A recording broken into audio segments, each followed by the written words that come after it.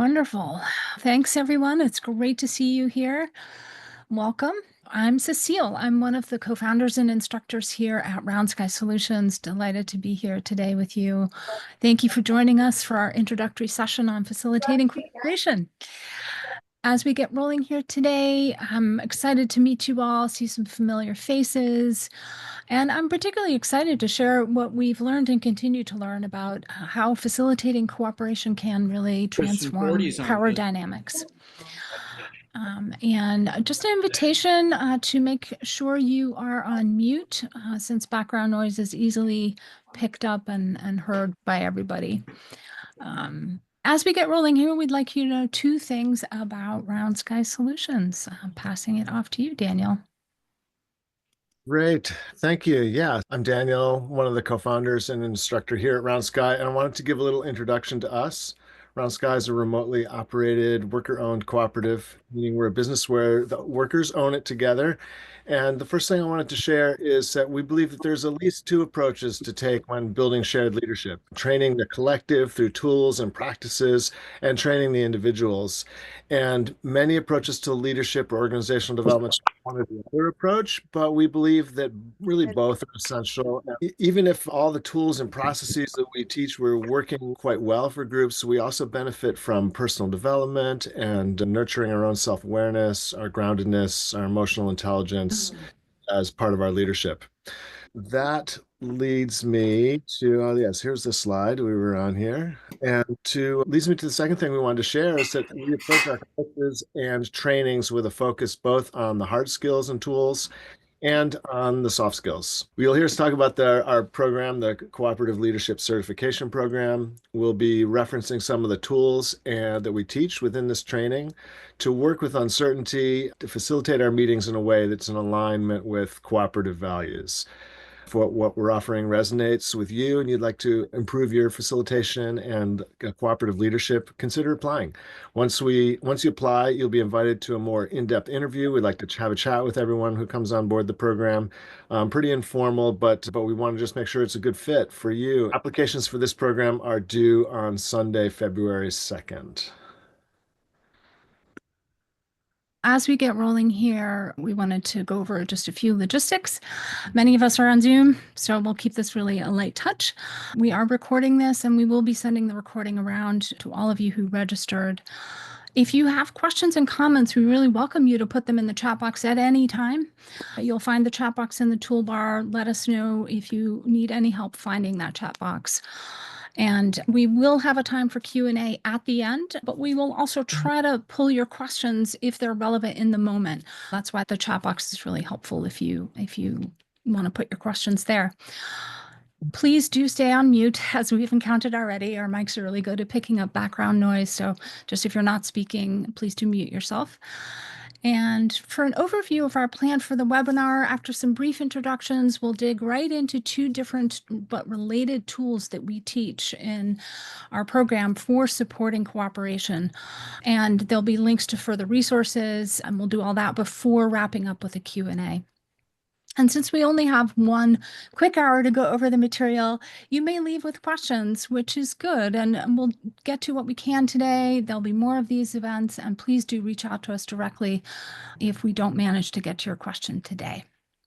We'll do more introductions in a moment, but we wanted to first just arrive in our bodies. One of the things that we really like to do here at Round Sky and with our work in this material we call Collab is to really bring in the somatic perspective of, like, we are arriving in all of our workplaces in our bodies, or as bodies in a sense. And so how do we do that in a way that's grounded and resourceful? So let's just do a little quieting down and arriving right now. You're welcome to follow my lead. I'll just offer a few suggestions for arriving, but do what works for you. You know your own experience the best. Please just do what works for you for a couple minutes. Yeah, you're invited to soften your gaze, close your eyes if you like.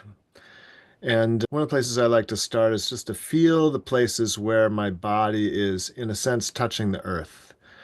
My chair goes right down to the floor, goes right down to the ground in a sense. And so, where are my feet touching the floor under me? Where's my legs and my butt touching the chair and just like sitting down into that feeling of compression into the earth, in a sense, that joining with the solidity underneath me.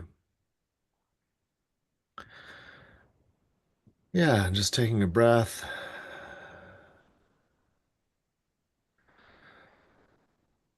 You might notice, as I sometimes do, is when I really pay attention, when I really feel what's it actually feel like to feel that sense of squish in my feet is against the floor, say, that other things in my body start to happen just spontaneously. My breath gets a little longer without my trying to. See what happens for you as we just pay attention for a moment to that sense of being attached to the ground, connected.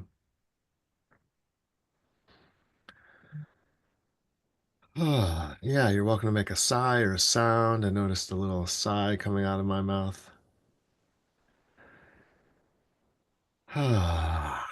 Yawn. Maybe now we're coming up from the ground and moving a little bit. I feel like an impulse to stretch. Maybe you want to stretch or wiggle or like rock in your chair. I see some moving side to side. That's wonderful. And looking around your space a little bit, where are you? Where is this? Where are you located in the world? Here you are. Here I am. I'm in this place. I'm in my little office nook, looking out the window, looking at the computer. Here I am. And if as you complete your looking around, your space just taking it in, welcome back to our space together. Maybe sense for a moment this amazing collection of people. We had, I'll just say we had the most ever people sign up for our little informational call this time around. I don't know how many of you are here today or how many will be listening to the recording later, but thanks for joining. Look at this, even those of you who are like on video. Wow, so cool that we're here. And so welcome. We're going to take a little bit of time, just about 7, 8 minutes, to get into some breakouts and introduce each other to ourselves. And so we get a chance to meet a few of these awesome people. There's the prompts on the screen. We'll be putting those in the chat too. The invitation is just introduce yourself. What might your name, pronouns, locations, and what brought you here today. Before you do that, Daniel and I are going to do a little brief intros to ourselves. Daniel, I'll put you up first. Thank you. Okay, great. So I'm Daniel. I use he, him pronouns. I live here in Vermont, which is the unceded territory of the Abenaki Nation. I'm one of the founders, facilitators, coaches, trainers here at Round Sky Solutions Cooperative, and I've been one of the main instructors of the training of this main CLCP training for a number of years now. And what brought me here today was my curiosity about people, really, is to meet some of you. I really love getting a sense of the people in our network and the meaningful lives that you're all creating. And frankly, what brought me here today is like to tap into the resilience of changing, evolving, growing, learning people, and especially in these like crazy times, how to share space with those who are really trying to make a difference for the better in the world. And so I'm really happy to be here with you all. Yeah, I'm Cecile. She, hers is my pronouns. I also live in Vermont, the home of the Abenaki people, and I'm excited to be here with you today to explore what it means to transform power dynamics and facilitate cooperation. We all work in teams, and sometimes those experiences work really smoothly and generate great joy in the process. And at other times, it might be sticky or difficult with unspoken power dynamics and assumptions generating conflict and misalignment.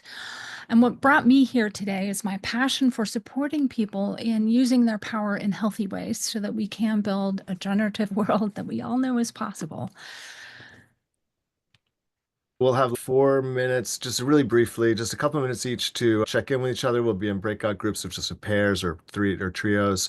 Welcome back to the main room, folks. Hope that was fun for you. As you settle back into the whole group, wanted to just give us a little context for what we're talking about.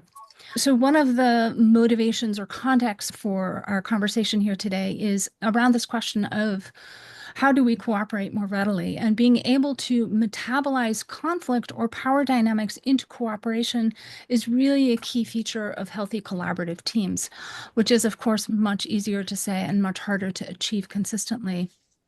And from my perspective, part of the reason for this lies in the fact that we all have different perspectives, no matter how values aligned we might be. This difference in perspective arises from the fact that we are each unique individuals going through life, different history, different set of resources, and different assumptions about how life works or how it should work. And these differences can actually be huge resources, but and these differences can afford a team the benefit of seeing issues from multiple angles, which really creates better decisions, but only if a team knows how to surface those differences and synthesize them readily. And another reason that it's hard to metabolize conflict into cooperation is that life is uncertain and there's always something new and challenging to deal with, no matter how prepared we are. And managing that uncertainty with as much clarity as possible without resisting what needs changing can highlight differences and increase the likelihood of conflict. And a third reason is that people have differing ideas about how to cooperate. It can be difficult to create time in our busy organizations to discuss the ground rules for how to cooperate. But without doing that, we will inevitably conflict about the basics. For example, do we need all team members to respond to emails within 24 hours, or is a week okay? What is our decision-making process? How about our accountability processes? Or what do we do with emotionally charged content? Most teams, even the most committed to cooperation, operate with implicit power dynamics running the show. And until we can collectively articulate better ways to use our power in healthy ways, it is nearly impossible to shift how we work together. And today we're going to offer you a tiny taste of a couple of the many tools in our program for helping teams do that consistently, including some ideas on how to use somatics to resource yourself and your team to increase your capacity to facilitate cooperation. Great. Thank you, Cecile. Yeah, so I wanted to get started with the somatics approach, right?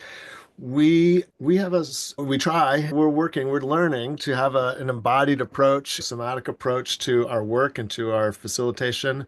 We think that taking a somatic orientation is really important. It's a somatic, it's funny words. I don't know if you're all familiar with that or not. It's becoming more popular in culture to use that word, but it's about our body. It's about our relationship with our body. It's about living in our body from the inside out, is how I think about it. What is it like to be me from the inside, and how does it feel, and what's going on? What's my nervous system happening? Things like that. Of course, being in bodies is as old as it being human. So this is not a new thing exactly. It's just that now we've got some like neuroscience to like understand it from a different angle and things like that. So it's a very ancient and indigenous technology in a sense, as well as these more modern reinterpretations. And we're just trying to learn about that, learn about ourselves. And we were taught to distrust our bodies and prioritize living to a variety of external standards. And there's trauma, which it resides in our bodies. It can make it difficult to know where to begin trusting our bodies ourselves. But there has been this recent resurgent in the interest in how our bodies and nervous systems play a crucial role in our ability to be creative and communicative with others in our lives. And this burgeoning awareness of the impacts of trauma on our nervous systems gives us also a new lens, if we make use of that awareness to new resources to settle ourselves and come empathize with each other and come together more effectively. So I wanted to talk about the body as a resource and some of the different kinds of ways that we could use somatics in facilitation and in cooperation, basically. The first one is this idea of grounding and centering and noticing. When we're centered, then we can offer that to others too. This somatic centering invites us to become more familiar with and connected to whatever our sensory experience is. At the same time, creating space around by noticing some of the other things we can possibly feel. This centering practice that we just did is an opportunity for us to notice our own sensations, our own states of being, to articulate them to the group if that's helpful. Knowing other people's kind of emotional or energetic or bodily state can help us determine our capacity to collaborate or inform us about how we want to collaborate. We can see our bodies as a source of wisdom and creativity. The body knows things that our conceptual mind just doesn't get yet. So it's something we can tap into and choosing how to respond in an uncertain moment, really paying attention to that, the idea of a gut impulse or something, only giving that credence and some space in our movement through the world and through our work with others. It's also important in terms of being able to skillfully hold bigger feelings. If we're having upsets with ourselves or with other people, somatic work gives us some space to start to process and more skillfully express things that are overwhelming or hard to accept emotions. All this stuff lives in the body. Hopefully, by doing that with ourselves, we can become more available and empathetic to those experiences in others, and we're less likely to enter into reactive states during challenging interactions. Can give us the skills to express ourselves from our bodies with a kind of honesty and to hold space for others for however they may be feeling. So why do we do this? We include somatics in our facilitator training, but the essence is that it helps facilitators show up and meet people and situations more fully. In the context of uncertainty and like wrestling with power dynamics, it's important to check in and be aware of our bodies so we can show up with our own tensions. We'll talk about and the uncertainty of our own work and context. Perhaps we can tap into the wisdom of the body and to help us move forward. There's something about moments of conflicting power dynamics when I'm facilitating a cooperative team that I find myself wanting to hurry up, figure out how to deal with it, whatever came up right now, right? At least that's my response. But when I can tap into my body's source of wisdom, I notice slowing down is more useful, constructive, effective response. And so when things feel urgent in our meetings, a breath, a pause, simply slowing down is a huge resource, not just for yourself, but the whole team. And in practice, this looks like taking a breath when I'm feeling myself getting scattered or defensive, and asking the group to pause when I notice we aren't listening to each other, and getting curious about my own assumptions about how I show up. Additionally, I have a few prompting questions for you to make note of and reflect on this after the call. When you are about to facilitate or participate in a cooperative meeting, what do you notice in your body? How does this change depending upon what's happening around you?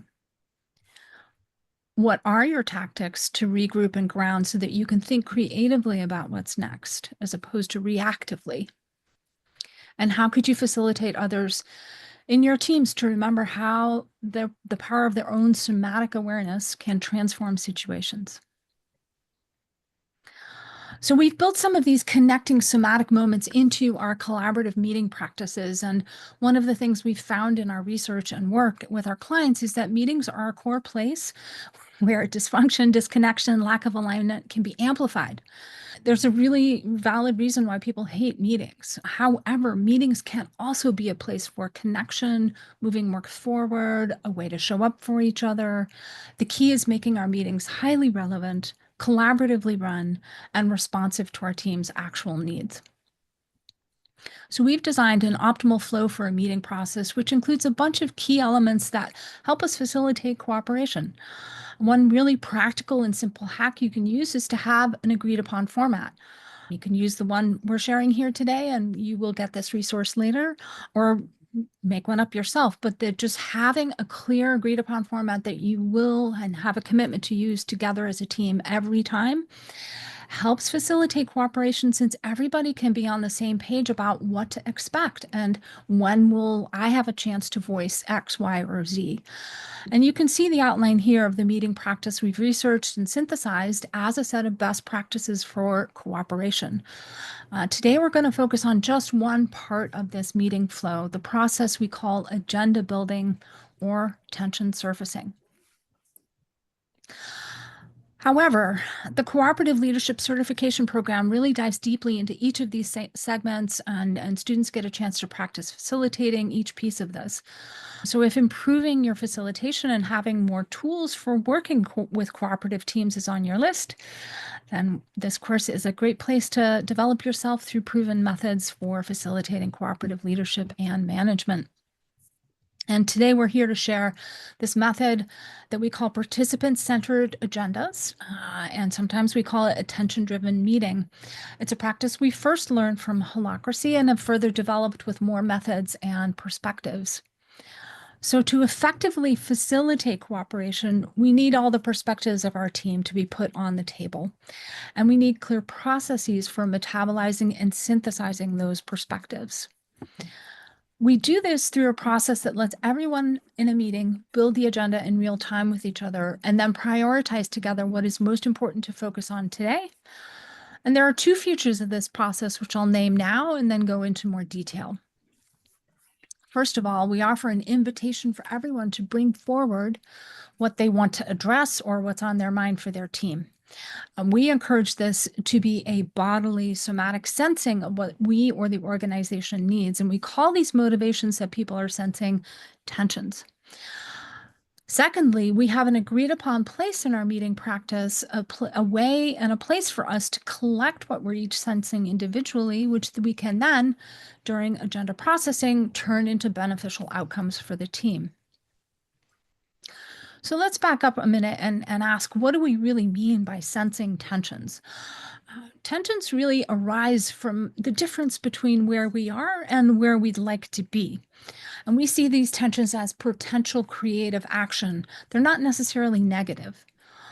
Tensions, in our view, are something we are sensing that could be different. And there's a sense of potential energy in them wanting to find direction and action. And during the agenda building portion of every meeting, we offer the opportunity for everyone to sense these tensions they may have and add them to the meeting agenda as agenda items. This is a mind and body approach to noticing what I feel motivated to bring up for the team for consideration. We like this archery metaphor. Each person's creative contribution is their arrow, and their tension is then pulling this bowstring back and taking aim at the target. As facilitators, our job is to support people in surfacing or bringing up tensions and then guide team members through activities to process them to help the arrow find its target. You're probably familiar with the term feeling the tension in the room, except then rather it being something to avoid. It's something to name and invite. And it may be in the room or it may be just something one person is noticing. It's important to remember that we're not talking about tensions as a negative thing. It's just a neutral description of potential energy. They can even be pleasurable, like excitement or joy, say for the possibility of a new exciting project, or they can be more difficult, like feeling uncertain, stuck, or in conflict, perhaps because we haven't decided which path to take. Tensions can be as simple as questions, where resolving them is just the sharing of information, or they can be motivations that in the end lead to big changes in the way we operate together. Great, thanks, Cecile. So, what do we do with these tensions? Before we get to the what we call the agenda section of the meeting, we have the facilitator ask the question, does anyone have any agenda items they'd like to add to the agenda? Or does anyone have any tensions they'd like to surface? And we're typically working from a shared document, and either the scribe for the meeting or the team members themselves can add little short titles on the agenda itself. If we're working remotely, this would be like on our, like for us, like a Google Doc. If you're in person, that can be on a white. The scribe can be standing up and just jotting these things down, so we have the as they're named. Yeah, so we're typically working from this shared document and just a little short title. And then also the name of the person who's bringing it up is also very important. We always, do I have the right? Here we go. Tension holder. Yes. We always have a tension holder for each item. This is a person who both identifies the tension, like names it and brings it forward. And whenever we're working on an agenda item, they're determining if the tension's been moved forward for them. And more about that in a minute. But we always ask if there's any tensions in the meeting based on what people are sensing. And also any unaddressed tensions from the past meetings can be brought forward again by the tension holder until they've been handled in a way that moves them forward. So everyone has the opportunity to get their attentions on the agenda, and we use what we call a living agenda. We'll share the template. Actually, Cecile, I think we'll put that in the chat now. You're welcome to make use of this template and edit it for your own use. If it's not clear what the item is about, we ask the tension holder to briefly introduce their item, like in 10 seconds. We're not getting into it. We're just like naming it and getting it up there so we understand what's on the agenda. And then when the agenda is built, the facilitator chooses which item to start with. We can reorder things based on the real needs and priorities. And then we can use other tools that we teach, like integrative consent, which we teach in the training, to effectively move that tension forward towards a resolution for the person who's brought it forward. In a sense, we're bringing the team energy to bear on helping a person who's brought something forward solve their issue, whatever it is, create solutions. And you could think of it as the team supporting that person to get their topic moved forward. Once the team has some practice with this, you can also add agenda items ahead of time. If the document is available to everyone, then you can just put your things up there midweek. I often, like in the middle of the week, I'm thinking of something I want to bring up at the next meeting. I'll jot it down on the agenda and it's there when I need it once we start the meeting. Wonderful. So that's a lot of information, and I want to take a moment for us all to let that sink in before we move on. So invitation is to think of a team meeting on your radar, could be past or upcoming, and what tensions you might bring there. And while you reflect on that, we're going to put some examples in the chat box. We'd love you to think of a tension and put them in the chat box just so we can get us some experience with do tensions look like. And so here's a couple examples, and love to hear from you guys. What's been on your hearts and minds for your teams? What might you put up there that would be an invitation to use this power of tensions? Great. Feel free to keep adding to the chat box if you'd like. It's helpful to see examples from a wide range of perspectives of what tensions might be. All right. These are great. Just to name a reading couple, just to call them out, like what do we need to prioritize given our limited time? Deciding what to do with our collective surplus. Yeah. So anyway, just like it's all valid, right? Something, if you're sensing something that needs to be discussed or decided upon or acted on or realign our values or tune up the way we do business, it's all good. Yes, including governance questions, including like how do we distribute power in our organization? How do we relate to various bodies within the organization and who makes what decisions within that? So anything can be placed on your team's agenda and processed through. So yeah, let's take a dive in just a little bit more to explore what is the power of tensions. So utilizing our collectively designed meeting practice along with tensions means that you can show up to just about any meeting ready to facilitate, knowing that together you and the participants are you're going to bring up what's needed, what's relevant. It's a practice that efficiently invites all team members to bring forward whatever is on their mind with respect to their team, from celebrations to work done well to things that aren't working or priorities that do need revisiting or major impediments or stagnations in our work or our personal lives. And this allows us to support each other in creating solutions and moving things forward. It also builds and subtly even demands engagement as everyone gets on the same page. This is very powerful. It also gives people agency over how to move their desires forward for change.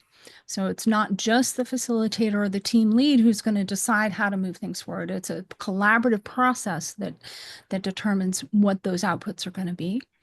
And it really relieves the burden of one person preparing an agenda, which really is ultimately impossible. One person can never sense all of the other perspectives. It's one of the biggest downfalls of having one person develop an agenda is that you're limiting the access of all of the perspectives in your team.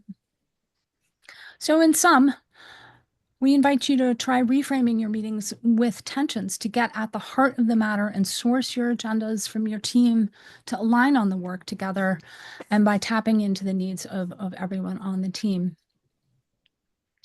My own reflections on tension-driven meetings for healthy collaboration are that trust is paramount, and you don't have to have it before. You can build it through reliably surfacing and processing tensions.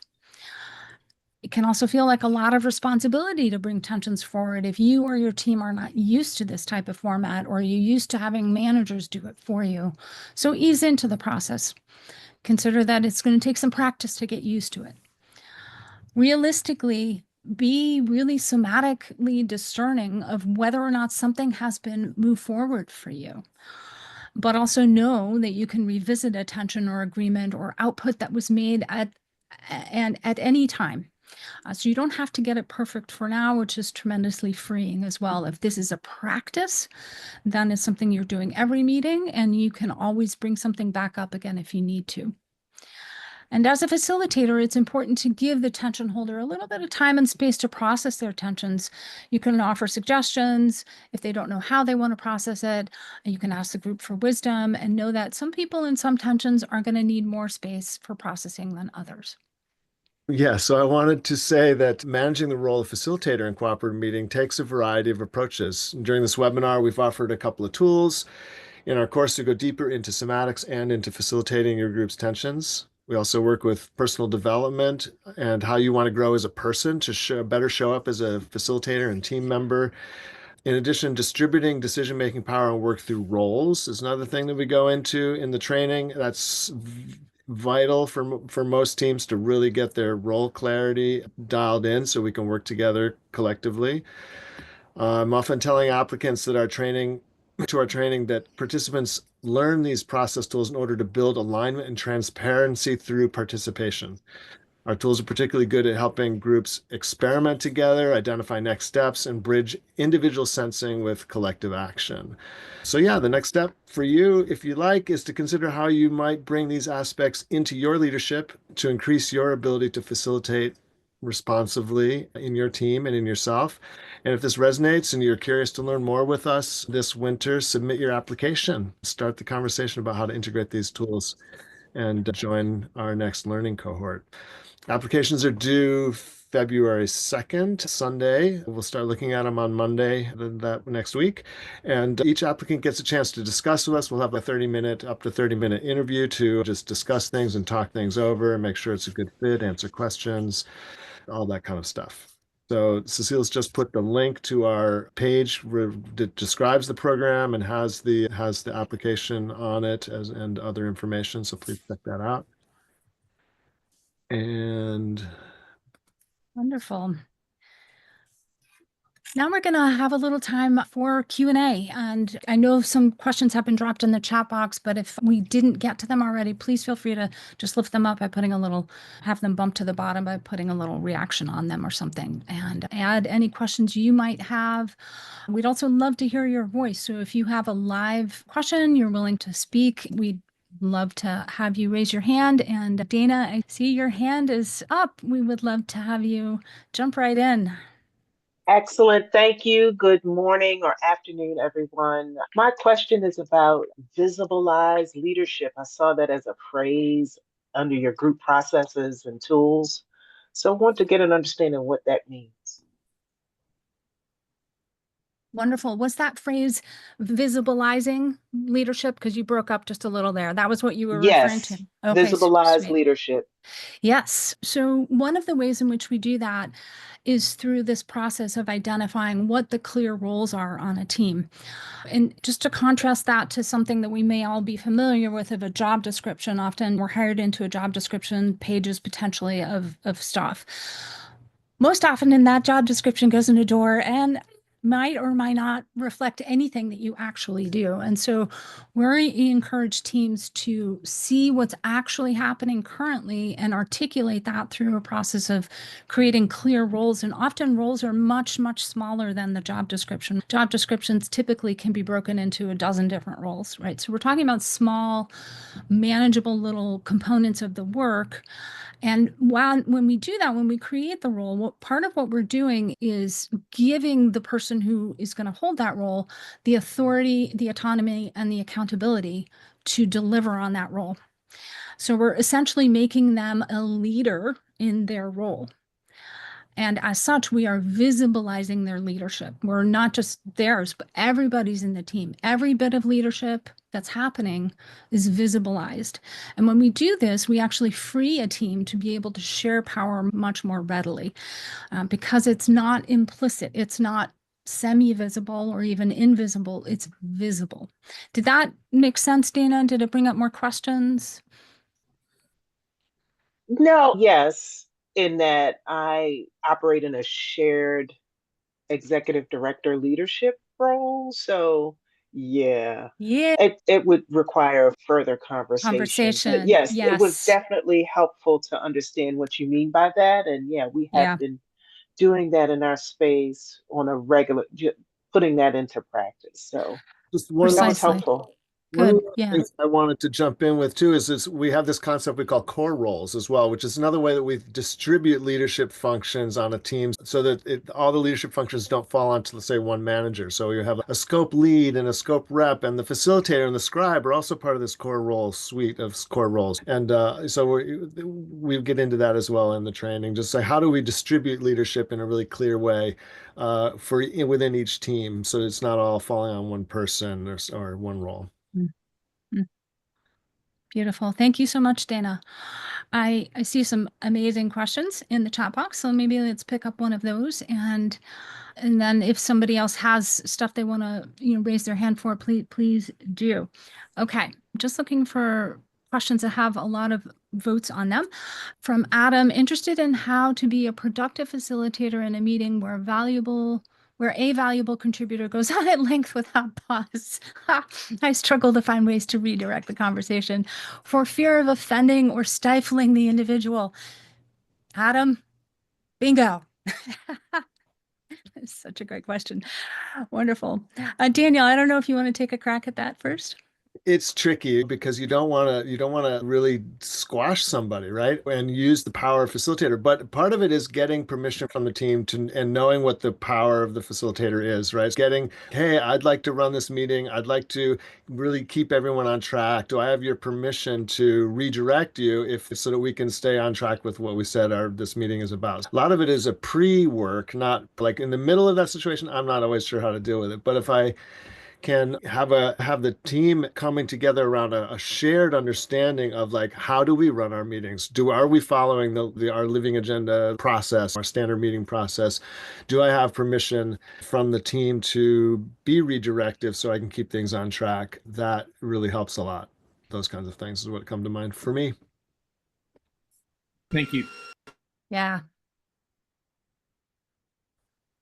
Wonderful. Yeah, there's a ton to say about this, Adam.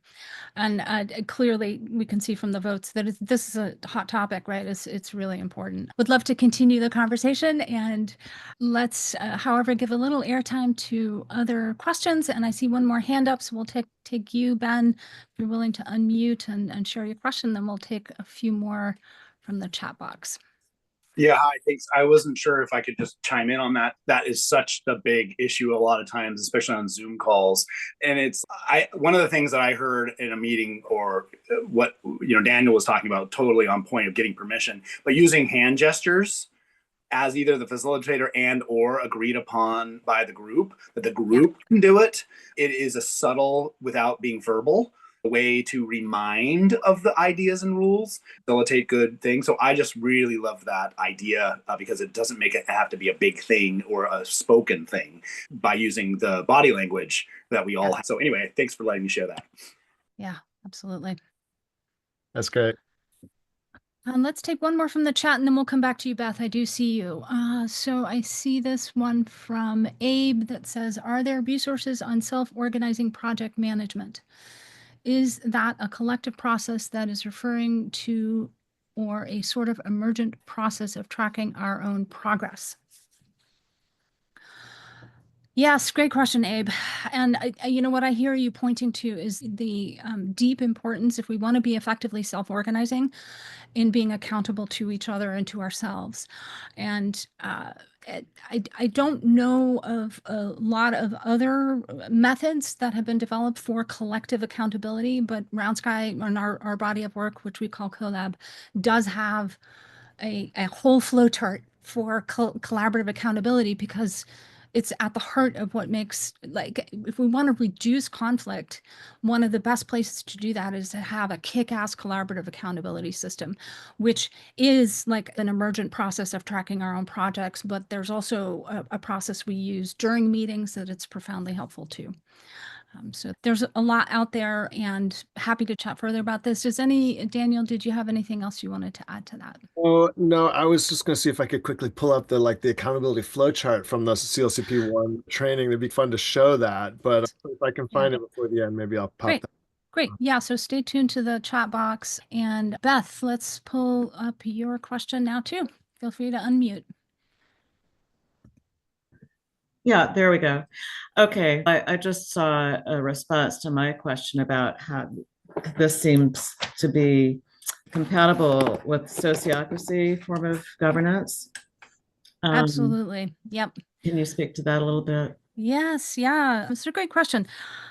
So essentially, this body of work that we have developed is synthesized from over a dozen different methodologies. One of them is sociocracy. So sociocracy has deeply informed how Collab has been structured and is compatible with it in the sense that it basically has added in a bunch of other components that sociocracy wasn't built to address. Yes. Things like interpersonal conflict, things like project management, that sociocracy, you can bring it into sociocracy, but sociocracy itself as a set of practices doesn't specifically address the full scope or spectrum of communication needs that an organization has. Yes. Okay. Yeah, that's helpful. Yeah, it seems like the whole process of getting beyond the underlying tensions and the tensions that are visible in the room makes so much sense. Yeah, and Daniel just popped a slide up there to give you a sense of the framework that we're using that we have found profoundly helpful in identifying, first of all, how it helps us process our tensions, like where does this tension fall? And if it is a purpose tension, there's a purpose process for it. And Okay. yeah.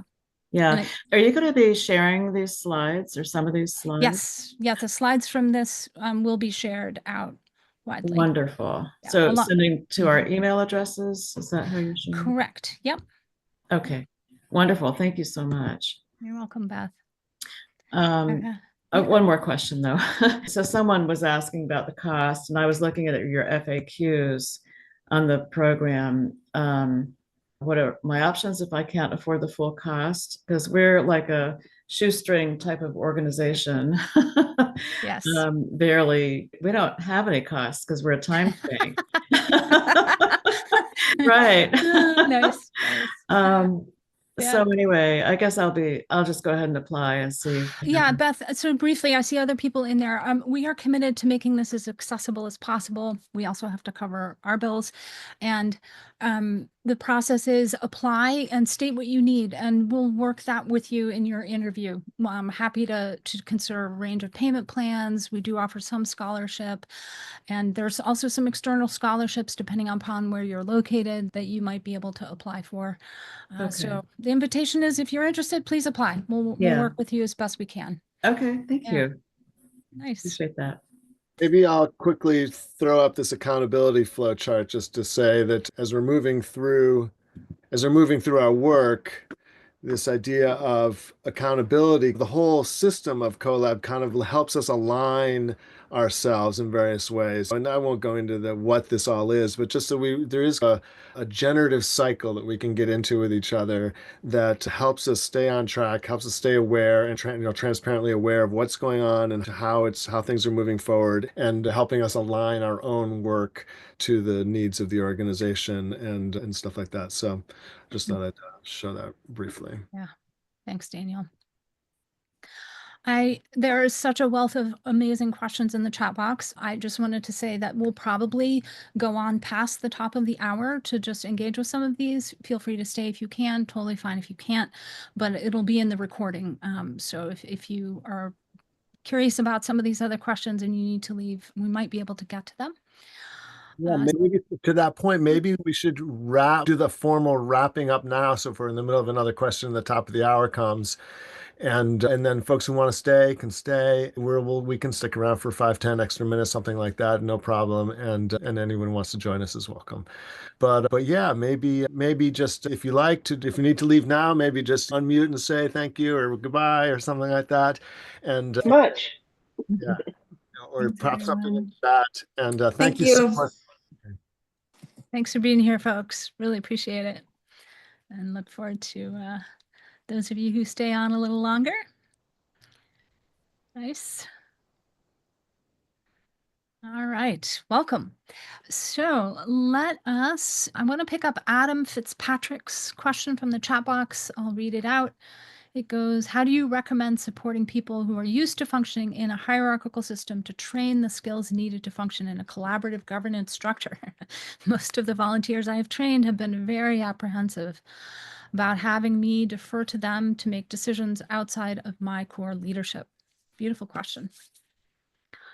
Daniel, do you feel like taking a crack at it? Sure. I don't know. It's a good question. It's a really good, great question. How do we slowly introduce people to new whole paradigms of how we operate, basically? It's definitely a big shift potentially. And it's not just in it's not just in some people, it's in all of us because we are all in this culture. We all, whatever culture, almost every worldwide culture, not everyone, perhaps, but is steeped in the last few centuries or millennia even of hierarchical leadership. So how do we unwind that, or at least parts of that don't work for us, slowly and with just trying things out? One of the things is the approach that we gave of the tension-driven meeting here is really helpful, for instance, right? It's just giving people the experience, even in small ways, that they can bring forward something that's important to them and have it addressed, builds trust over time that it can work to figure things out together.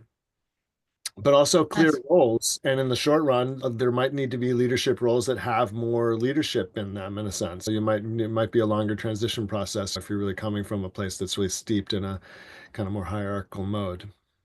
Yeah.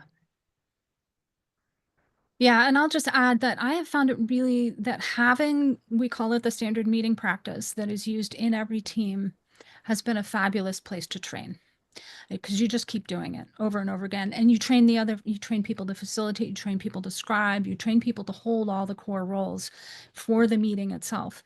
And it's not just in the meeting, but the contents of the meeting, since they apply outside the meeting, it can really be a wonderful educational space to use your meetings, train a new way of meeting. And it's essentially a very nice, grounded, continuous learning space. Okay, we have, let's see, Ben, I see your hand up again. Maybe let's pull on you, and then I see a few more highly rated questions. So go ahead. Yeah, I think mine ties into the last question as well. My real interest these days, and just to really get at that nub of how do you shift a paradigm, a cultural paradigm, from a power over structure to a power with structure, to use that language, it starts with the individual. And so how much of the program really, you can sit there and in a group meeting, try as hard as you might to manage and facilitate, but if the individuals can't relate to it, you end up having to keep sidebarring, keep just managing on the structure of the bigger we meeting. And it ultimately does go back to that personal development bullet point, which you had one point on, and then you get to the group and you have all the other points. But for me, the key is the personal development. So how much, without that, the collective can't change. So how much of that is in the program as a whole? Because really it is the base that creates the culture shift, which the facilitating and all that is trying to get at, but without going down to the root cause, you're just treating symptoms. Nice. Great. Although I might differ with you slightly, I wouldn't say it was the root cause. I would say that the collective and the individual are a woven system. We're not actually separate from those things. We name them separately as a polarity for the point of discussion, but it's an intact system that feedbacks one from the other. And we find that having the scaffolding, just so back to the collective approach, having the scaffolding of a collective approach allows people to just slowly and organically do that personal development. They're confronted by, why do we change? We change usually because the circumstances of our life demand it of us. And so if we're in a context where this is just what's happening, then people can rise to the occasion or in some cases opt out. And so just to reinforce the collective side. And yes, what do we do for personal development? In this particular training, we don't do a ton, but we do have a fairly strong focus on somatic. So we're like learning about our own bodily experience is really important. And we invite people to create a topic for their own personal development work and like inquire into that. But we don't go into the whole suite of personal development tools that we do have available. I was trained as an integral coach from Integral Coaching Canada, and we've adopted a lot of the methodology of integral coaching to create a framework for how to help groups do personal development pods together and like actually do the personal development work. And there's some fantastic tools in there, but we can't teach all that in the level 1 training. So that's more like our level 2 training, or come do some coaching with me or something like that. So yeah, those are my thoughts. Thanks, Daniel. We're going to take one more from the chat and then we'll come back to you, Beth. From Cedar Barg, I am curious to hear if anyone at Round Sky would consider themselves conflict avoidant, and if so, how conflict-based framework feels to you. Parentheses, I work on a team with several conflict avoiders. I'll jump in and respond. Absolutely. I certainly have come from a conflict avoidant history laden with plenty of trauma. So I have found that this process of inviting people to sense what's up for them, some of that is going to be conflict based, and articulate it and get practice with putting it up there and having it be metabolized to positive outcomes for the team. Even if it starts out feeling bad and negative and conflictual, like we're reliably going to process that to something that moves it forward. And that has been the number one thing that has trained me out of being conflict avoidant, is trusting that this process where I bring up my conflict will move things forward, as opposed to what's typically happened in my life prior to this practice, which is that if you bring up conflict, you're probably going to get punched in the face. And it's just a radical difference. And it requires repeated practice with a process that will metabolize conflict to overcome that. I don't know if you're here, Cedar, or if you want to respond to that, or anyone else, but that is my thought on that. Okay, great. Beth, back to you.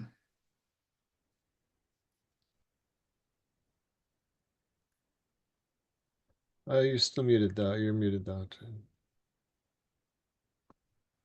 Well, now I'm not sure what I was going to ask you. Okay, no worries. Sorry. That's okay. Wonderful. We have another one here from M.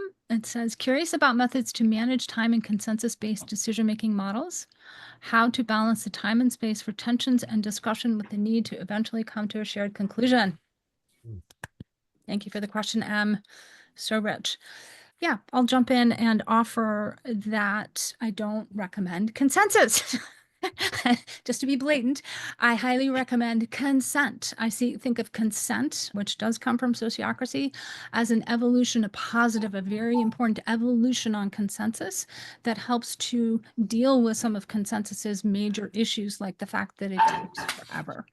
And we do actually have to make decisions. So I highly recommend transitioning out of consensus into consent. And it is one of the things we teach in the course. We also have a free decision-making toolkit on our website where you can sign up and get just the download on the method of consent. Okay. Super. Okay. And checking for more highly rated questions here. If there's a question here you would really addressed, go ahead and give it a poke. I'm going to scroll all the way down to the bottom of the chats and let's see what else we might have. Communication. Okay, from Abe, do you have communication training for groups towards empathetic communication and helping people share their internal stories about others and how other stories affect one another? Yes. Daniel, do you want to take a crack at that? Sure. In the big picture, we do. And in this training, this level 1 training, we don't get into that typically, although I've occasionally done a little taster of it for folks because it is such an important topic. We have a process we call the interpersonal tension clearing process, which is very much an empathy-based training in a sense, and really gives us the opportunity to put ourselves in the other person's shoes and really get the world from their point of view, and as a way of resolving and the sense of interpersonal disruption between two people, or potentially more than two people. And it's a fantastic tool that we love to use. And yeah, maybe we should do a training on that separately. I agree. I think we should. Program, but in our advanced students program, we and our level 2 training, which is our second phase after the level 1, we do get into that. And I see a question from Beth. In addition to slides, you sending the recording? And the answer is yes, absolutely. Within a couple of days, you'll get both the slides and the recording. And from Kathleen, I see some comments, one about consensus working well in groups with shared values. And yes, it can work really well for folks who know how to do it well. And the values of consensus I see as being tremendously important and having been brought in and integrated into consent models. And then you've got a question or comment on by small groups, 8 people or less, sociocracy doesn't work very well for small groups. I'm ho. Interesting. Yeah. So is there anything else you wanted to say about any of that, Kathleen, or does anyone else? I'll just do a plug. Any other questions or comments? Let's just invite, if you've got any, raise your hand and we'll do them live. And yes, otherwise, I think it might be time to wrap and close. Thank you so much for being here, everyone. Really appreciate it. And feel free to unmute or not as you wish, but we will take a moment to say goodbye. Thank you for being here. It's lovely to see you all and engage, and look forward to more. All right. Thank you so much for this. Stay good. Yay. Yay. All right. Take care. Bye-bye. Bye-bye.